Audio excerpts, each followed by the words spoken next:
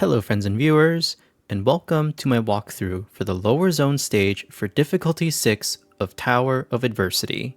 My name is James, and today's video is sponsored by Sword of Convallaria. If you're a Sword of Convallaria player and you enjoy watching in-depth character guides and high-level battle replays, please consider supporting me by subscribing to this channel. If you haven't already, you and your friends can download Sword of Convallaria today through the link in the description below. This is a walkthrough for the Tranquillo encounter. I will be reviewing select unit skills, as well as how you can combat the boss's mechanics. Some of the tips and knowledge shared here are also applicable to this version of the encounter in difficulty 5. Let's quickly review the stage mutations. We have Faith of Guardian, which increases assisting cover counts by 2 each turn.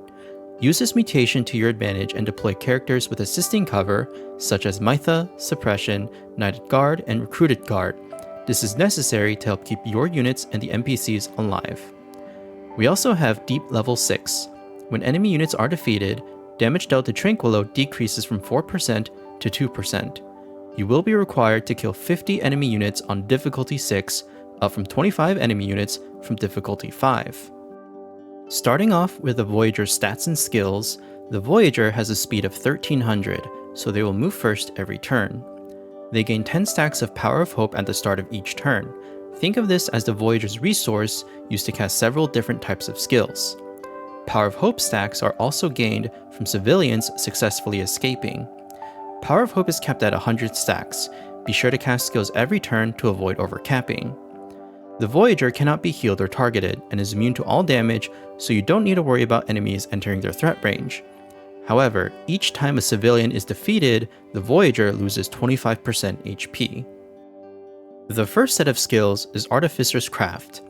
Outpost Tower is a ranged physical damage tower that deals single target attacks. Explosive Trap deals piercing damage in a 1-tile radius when passed through and interrupts their turn. Allies can step on the explosive traps to trigger the damage, but will be interrupted. Luxite Pillar is a support structure that buffs, heals, and dispels within 3 tiles of the pillar. This is great for supporting citizens as well as your own units. Portal allows your units to quickly traverse the map and switch sides. Units that stand by on the portal can teleport to another portal then act again. However, this cannot be used by NPCs. Next, we have Adversity Arts. These are skills that provide a single target buff and has an uptime of 3 turns. Garrison is good for units with out-of-turn damage, such as alerts, assists, and strikebacks. Grand Show is good for units with knockbacks. Raging Battle Fury is good for units with toughness and those who gain power with lesser HP. And Resonance is the same effect as the Cup Wand Engraving Resonance. Lastly, the Voyager has a generic single-target healing spell with a range of 10 tiles. It costs nothing, so try to cast this on a unit or NPC within range on the battlefield after spending your Power of Hope stacks. There are 3 types of NPC units: Mercenary, Civilian, and Old Man. Each NPC type possess slightly different mechanics. Upon successful escapes, they grant the Voyager Power of Hope stacks depending on their escaped HP. New NPCs spawn in rounds 3 and 5 in sets of 4. Mercenaries have 40 speed and performs assisting cover for civilians within 3 tiles. They have 300% more HP, so a bigger health pool required to heal to achieve more Power of Hope stacks when they escape. Civilians have 1 speed. Old Men also have 1 speed. For old men, their healing received is decreased by 90%. When they are in the dying state, their movement is reduced by 4 tiles. When injured, their movement is reduced by 2 tiles. Old men are harder to heal, so they require more protection. You can move them faster with assisting cover. For the boss, Tranquillo cannot be targeted and is immune to all damage. Instead, he loses 2% HP for each enemy defeated. His active skill is Summon Reinforcement with a cooldown of 2 turns.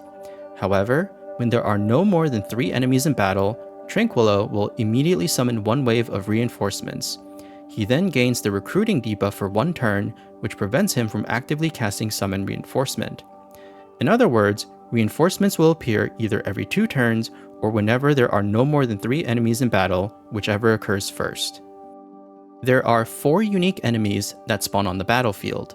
The enemies are primarily made up of destroyers, other than Darklight Assassins who are Seekers.